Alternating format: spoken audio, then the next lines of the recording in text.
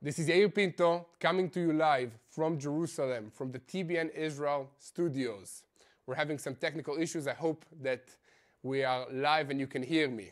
We're coming to you now after a dramatic night in which the Israeli Air Force operated 2,000 kilometers from the Israeli territory in the skies over Yemen, retaliating for a series of ballistic missile strikes by the Iranian-backed Houthi terrorist group. The latest ballistic missile was fired by the Houthis at central Israel just 3 hours before the Israeli strike, and it passed by the Israeli aircrafts on their way to Yemen before it was intercepted outside the Israeli airspace. The Israeli strike was focused on strategic assets of the Houthis in and around the port of Hudaydah, while military targets in the capital city of Sana'a were also hit. Defense Minister Israel Katz issued a statement saying it warned the heads of the Houthi terrorist organization, the long arm of Israel, will reach you as well. A statement by the IDF spokesperson's unit also gave some background about Iran's use of the Houthis as an instrument against Israel, and everyone is wondering if this is the last part of Iran's regional strategy that will collapse. TBN Israel's senior Middle East analyst Mati Shoshani will give us some insights into the strategic implications for these events. Mati, how are you doing today?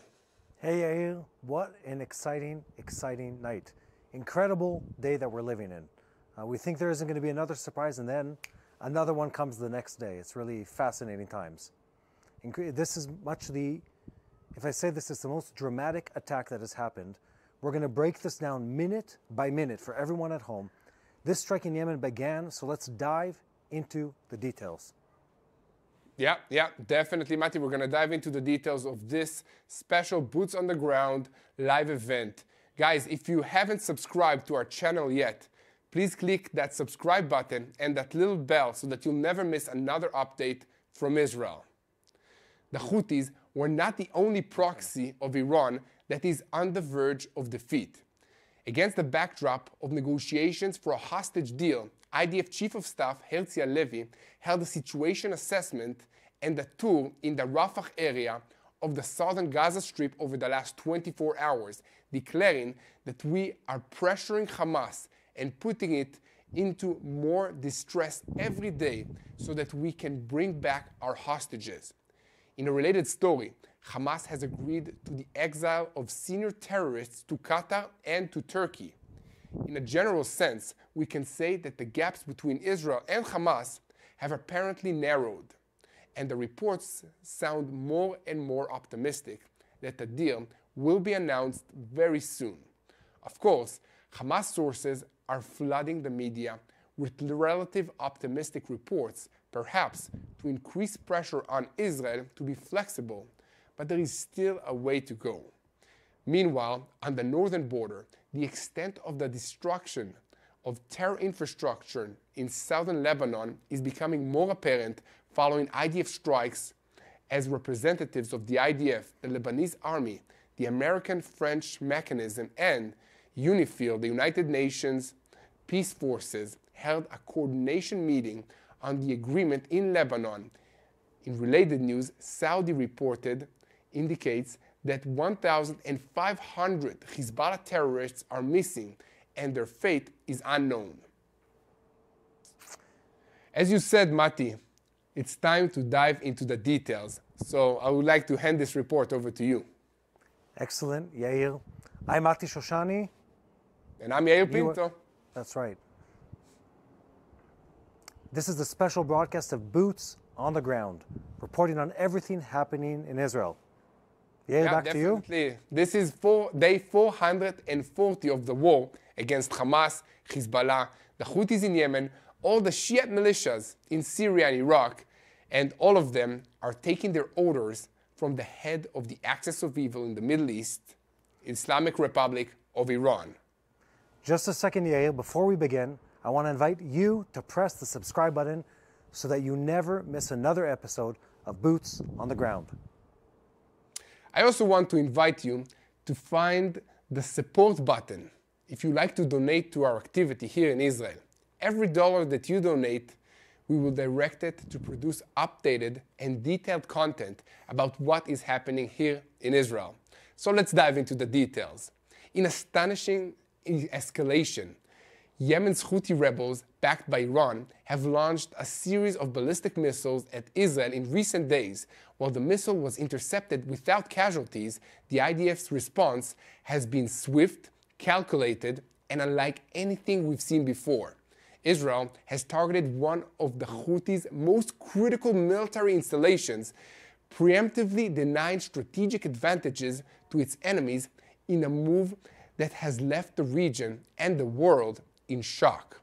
But this strike was not just about neutralizing clear and present threats. It was about sending a clear, unmistakable message to Iran and its network of proxies that Israel is ready, capable, and willing to do whatever it takes to secure its future. Recent ballistic missile attacks by the Houthis have all resulted in the incoming missiles being intercepted by Israel's air defense system, mostly outside of the Israeli airspace. But these interceptions happened close enough to Israel that shrapnel and debris from the missiles landed in Israeli cities. And I'm talking about Jerusalem, causing damage to buildings and infrastructure.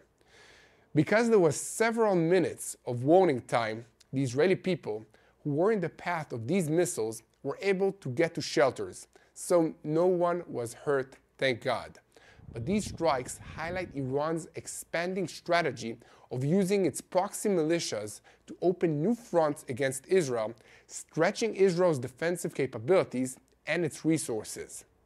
Yemen's Houthi rebels have long been a critical arm of Iran's proxy network.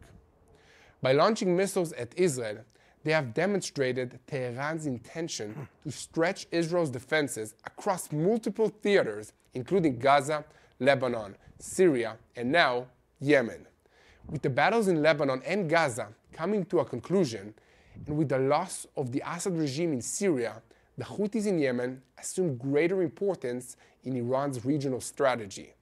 The Houthis are using Iranian-supplied technology, including advanced missile systems and drones, to escalate their attacks. Recent weeks have seen a sharp rise in UAV incursions. I'm talking about suicide drones and missile launches towards southern Israel, increasing the urgency of Israel's response.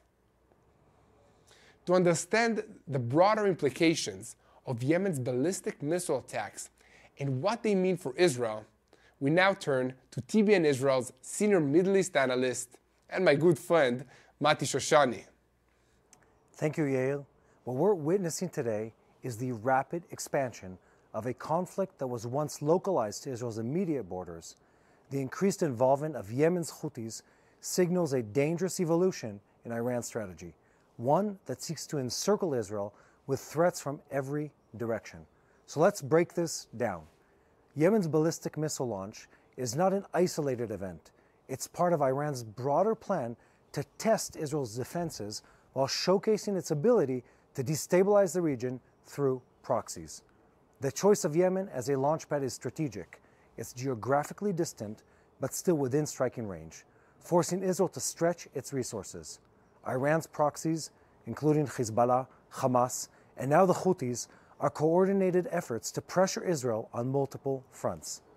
But this coordination also exposes vulnerabilities, overextension, and reliance on disparable groups with competing agendas. For Israel, of course, the challenge is to neutralize these threats without becoming bogged down in protracted conflicts on multiple fronts. With all that in mind, we can say that overnight Wednesday and into Thursday morning, the Israeli Air Force carried out a complex operation that has been in planning for several weeks. 14 fighter jets flew 2,000 kilometers and delivered a double blow to the Houthi stronghold, a strike at the port of Hudaydah, and for the first time in this war, a strike in the capital, Sana'a. This operation, which required mid-air refueling, was intended to cripple the Houthis' lifeline, the 3 strategic ports used for smuggling weapons, oil, narcotics, and other contraband that serves as the major source of income for the organization. At the same time, as Israel was launching the strike, the Houthis were firing another ballistic missile at Israel. Around 2:39 a.m., sirens were activated in central Israel, sending residents to their bomb shelters and protected spaces. The missile was successfully intercepted by the Arrow system outside Israel's airspace. Debris fell in the Jerusalem suburbs of Modi'in and Ramat Gan, causing the collapse of a school building and other damage, but no casualties. Thank God for that. At 3:15 a.m., the Israeli strike on the Yemenite coastline began, and at 4:30 a.m., for the first time, the planes reached the capital, Sana'a, 1,700 kilometers from Israel, or over 1,000 miles. In total, 5 strategic targets were attacked, including 2 power stations and 8 tugboats, in a move that shut down the 3 main Houthi ports. Defense Minister Israel Katz issued a statement saying that whoever raises a hand against the state of Israel, their hand will be cut off. We will not accept missile fire on Israel, nor harm to shipping lanes. We will strike with force. IDF spokesperson Rear Admiral Daniel Hagari also briefed the international media, revealing that since the start of the war, the Houthis have fired about 200 missiles and 170 unmanned aerial vehicles at Israel. The Houthis carry out attacks in violation of international law, Hagari said. Behind them stands Iran, funding, arming, and directing their terror activity. Most of the launches were intercepted by American forces, other allies, and IDF forces. However, as the IDF statement emphasized, Israel's counterstrikes are meant to harm the Houthis, direct quote, ability to transfer Iranian weapons into the area of Israel. We will continue to act against anyone who threatens the state of Israel in the Middle East at any distance required. Okay, so Yair, let's discuss what's been happening here. This has been an incredible turn of events. Let's talk about how this affects us. But before we do that, let me tell our viewers about our news website that brings you in-depth articles and continuous updates on what's happening in Israel. So make sure to visit tbnisrael.com/news for regular daily updates.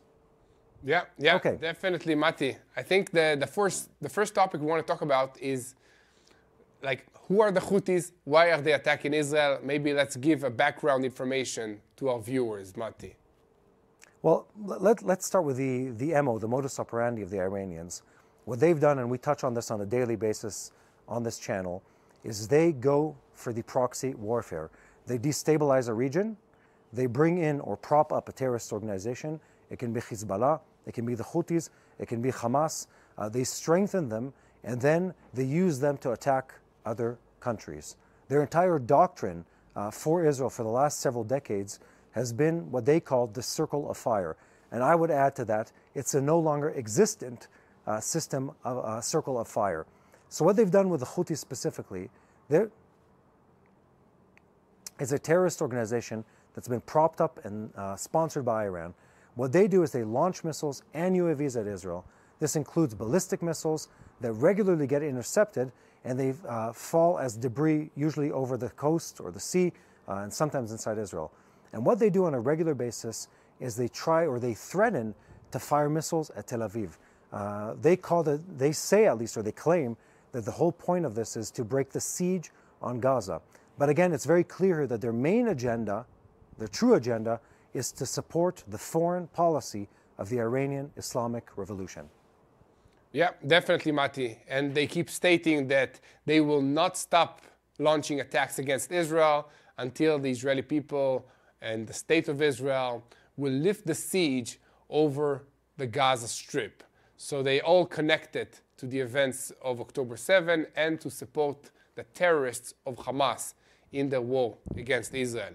Everything here is connected and orchestrated by Iran, like you said.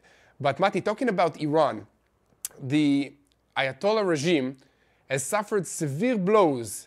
I'll start with Hezbollah falling down, crumbling, and Israeli forces are already in South Lebanon, accepting a ceasefire agreement with Israel. That's a major, major blow to Iran. On top of that, the Assad regime collapsing in Syria. They were the biggest allies of the Iranian regime, and they collapsed. And now the Houthis seem to be like the last proxy that is still functional for the Iranians, But at the same time, the Iranians are suffering internally. Their economy is very, very, very suffering. Yes. The people of Iran are rebelling. And are we about to see maybe a regime change, or are they going to double down on their investment and make a run towards the nuclear weapon? Tough questions. We say in Hebrew that prophecy is given to the fool, so we'll leave that to them. But what we do know, and I can't help but smile when we talk about this, is that Iran's been threatening Israel for decades with encircling us with a ring of fire, according to their words, terrorist organizations that will threaten us, that will prevent us from acting freely. And we talked about this just the other day. This entire doctrine has failed completely. The Iranians have lost considerable amounts of money and manpower, resources, and time invested in every country around Israel. Their ability to threaten Israel, their ability to harm Israel has been diminished dramatically in the last couple of months. And more so than that, financially, they've been suffering continuously because of the sanctions imposed on them, because of international pressure, because of the cost of waging war against the country of Israel. My prediction is, and I believe we share a similar opinion, is that Iranians are holding tight to see where things go from here. They're not firing any direct fire against Israel. They've toned down their messaging and their rhetoric against Israel dramatically, in a positive way, of course, in recent weeks, and especially since Trump was announced as the next president, or the president again of the United States. And I don't believe that anytime soon we're going to see the Iranians do anything significant. And as to their nuclear program, I think it's a little more complicated than that. They've paid a high price to have a nuclear program, and they've been backpedaling, so to speak, to try and find some kind of condition that will allow them to receive something in return for promises or guarantees of stalling or slowing down or eliminating completely their nuclear program. They haven't said this openly, but at least we know that they are wanting to get back into a more regular, peaceful relationship with other countries, at least to restore their economy and stabilize internally. One last thought is, I got to sit, it was a couple weeks ago now, with an expert on Iran who really has a sense of the pulse of the people within Iran, what their newspapers say, what the social media in Iran says, and the sense of instability that exists in that society is far greater than I expected. It's very dramatic to see how much opposition there is to the Iranian government, and on the flip side of that, how much violence they have to use to suppress the opposition within their own country, how much they need to intimidate and scare and torture their own civilians to prevent them from overthrowing the government. And again, this always ends with the people. My prayer is for the Houthis or the Yemenite people, for the Iranian people, is that those regimes are overthrown so they can go back to a more peaceful life. So back to you, Yael. Well, thanks for this analysis, Mati. Yeah, definitely. I think the best thing we can do is pray for the people that are affected by all these tyrants, all these terrorist organizations. Always the people are suffering in these regimes, in Syria and Lebanon, in Yemen, and in Iran especially. And guys, I want to remind you that we are working hard to bring you the truth. So I ask you to support our work. If you want to see more videos and more updates from Israel like this one, you can go to tbnisrael.com/give. And we will use this fund and this money that you help us in order to create more content from Israel in a more quality so that you'll be connected with this land. We'll shift our focus now to the Gaza Strip, where IDF Chief of Staff Lieutenant General Herzi Halevi conducted an inspection tour on Wednesday in the Rafah area. Again, Rafah is bordering Gaza Strip and Egypt. In remarks to social media, he explained that we are destroying Hamas and harming its infrastructure and its people so that there will not be another October 7. We are pressuring Hamas and placing it under more distress every day so that we can bring back 100 female and male hostages back home, as many of them alive as I hope. And whoever isn't will come home for burial in Israel. And the third thing is the return of the residents to their homes. The complex political process surrounding the hostage deal is moving into its final stages. And according to several Palestinian and international sources who have reported far-reaching developments in the negotiations in recent days. However, Israeli officials are sounding a note of caution, saying that these reports should not be taken at face value. Elsewhere, a senior Hamas official in an interview with the Qatari newspaper El Arabi El Jadid clarified that the negotiations have reached an advanced stage where most of the points of contention have already been resolved and only final adjustments remain. His remarks echo another report in the Palestinian newspaper El Quds, which quoted internal sources and according to which the discussions are now focused on the identity of the terrorists who will be released as part of this deal. Another senior Palestinian official told the news portal El Mayadin, "It is clear that there has been tangible progress in the negotiations, and Israel is focusing its demands on the return of 34 of its detainees. At this point, it may be possible to start talking about a certain optimism regarding progress in talks on a hostage release deal." Although there are still gaps between Hamas and Israel on a variety of issues, according to various reports, they have narrowed. In any case, sources in Hamas are flooding the media with relatively optimistic reports, perhaps to increase pressure on Israel to be flexible, while Israel and Israeli sources sound more cautious. And meanwhile, the visits of CIA Director William Burns to the region and the approaching end of the President Joe Biden and his term have also increased the feeling in Israel and the Gaza Strip that this time we are closer than ever to a deal. But as mentioned, we are still not at the finish line, and Israel and the Israeli IDF, the military, has to maintain the pressure on Gaza and at a steady increasing pace. We are hoping that it will help free hostages or further damage Hamas's ability to reorganize and threaten Israel in the future. We turn once again to TBN Israel's senior Middle East analyst for some commentary on these issues. So Mati Shoshani, what do you say on this issue in the Gaza Strip and the situation with the hostages? Yeah, this is a very interesting topic. We've been talking about the question of, has the war ended, specifically in the Gaza Strip? And what it looks like, if you analyze Hamas leadership, if you analyze their stance in the negotiation, is that they've come to the end of their ability to fight, the end of their ability to push back on negotiations. They've accepted terms that they've never thought of accepting before, an immediate ceasefire without any preconditions, without the IDF even leaving the Gaza Strip. Of their leadership, if you bear in mind, there's very little left. There are only a handful of leaders of the entire group that planned October 7th that remain in life. Muhammad Sinwar, the brother of Yahya, and Izzeldin el-Haddad, the commander of the Gaza Brigade in the military. Everyone else has been removed from power in the Gaza Strip. And this is where it gets very, very interesting, is that aside from that leadership, Gaza Strip is in a point where they need the ceasefire. They need this war to stop. They need it to pause, not for humanitarian reasons, but because they've lost the ability to continue fighting. And for Israel, that looks like the most optimistic and positive turn of events that we could hope for.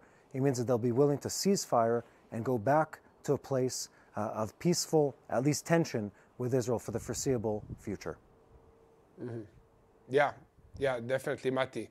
And I would like to talk about another play that just entered this game. What's happening with Turkey? Because if they're accepting Hamas leadership, does that mean that they're siding with Hamas in this war against Israel? Turkey sides with Turkey. I think we've already learned the lesson. They always go for what's best with Turkey. Their agenda is complex, but once you understand the moving pieces in it, it makes sense to a certain degree. They want to project power. They want a foothold as a substantial player in the Middle East. Erdogan, the president, wants to project power and influence into his people. They want to deflect conversation from the internal corruption and financial issues that they have to other issues in this region. And of course, Syria is part of the play for them. They want to maintain control over the Kurdish minority to make sure that they don't become a problem on their border, connecting to the Kurdish minority that exists within Turkey proper. And as it relates to the Hamas, Turkey's been playing this game for many, many years. We just need to think about the Mavi Marmara case where they sent over a ship full of terrorists and weapons to try and break Israel's blockade over the Gaza Strip. Israel had the blockade of course, to prevent terrorists and weapons from coming in, and they sent terrorists and weapons to break the blockade. So Turkey's been complex in that sense. They're a friend one day and our grave enemies the very next day. I think everything here teaches us the same thing, Yael, time and time again. Project power, guard your borders yourself, and make sure that when you negotiate, you do it from a place of power. Yeah, definitely, Mati. And I'm just receiving a report that a former senior Egyptian source familiar with the details of the negotiations said that Hamas transferred to Israel a list of live hostages through the state's mediation. And elsewhere, a Palestinian source speaking to BBC detailed the planned steps. So in the first 45 days, female soldiers and civilians will be released from captivity, along with the IDF's withdrawal from city centers in the Gaza Strip, the coastal road, and strategic areas close to the Egyptian border. Yeah. However, in Israel, they remain cautiously reserved, but estimate that there is a significant chance of progress. The Reuters news agency even reported yesterday that a ceasefire agreement is expected to be signed in Gaza in the coming days. A central issue still under discussion is the issue of the returning residents to the northern strip. The El Hada channel reported that Israel will allow this subject to comprehensive security screening for various age groups. So, the situation is very complex, and let me say that again, despite the apparent progress, significant disagreements still exist, and the negotiations are at a delicate and complex stage. Those involved hope that an agreement can be reached by the end of the week, but warn that new complications could disrupt the progress. In any case, here at TBN Israel, we will continue to report on every development on this subject because we all pray day by day for the return of our hostages back home, healthy and fast. And before we conclude, I want to thank all of you that are watching, praying, standing with Israel for more than 400 days since this war started, and ask you once again to help us by sharing these videos on YouTube, subscribing to this YouTube channel, and following us on social media. It helps us reach more people with the truth. All of this really is sharing the truth so that people can pray for the situation. And our last story for the day comes to us from Lebanon, where IDF combat engineering troops are still hard at work dismantling terror infrastructure even as the ceasefire with Hezbollah continues to hold. In the last 24 hours, soldiers from the 188th Brigade operating in southern Lebanon demolished an underground route tens of meters long, leading to a Hezbollah headquarters from which terror operations and numerous launches towards the Galilee communities in Israel were directed over the past year. In the headquarters, weapons, observation systems, and additional military equipment used by Hezbollah to direct terror activity in the area were found. Near the headquarters were several weapons depots alongside another depot established inside a mosque, and it contained hundreds of explosives, rifles, grenades, and additional military equipment. After the complex was examined by the soldiers of the Ya'alam unit, engineering forces destroyed the headquarters and the underground route and confiscated all the weapons and the ammunition. Mati, I want to thank you and invite the viewers to pray for the situation. Pray for the peace of the IDF soldiers wherever they are fighting, if it's in Lebanon, now also in Syria, in Judea and Samaria, in the Gaza Strip. I don't know what will happen with the Houthis in Yemen, but please pray for them, pray for the hostages in Gaza so that they will return home safely. Pray for the peace of Israel, and most importantly, pray for the peace of Jerusalem. And together we will win this war because God is on our side. So thank you, Mati, and thank you all for watching us.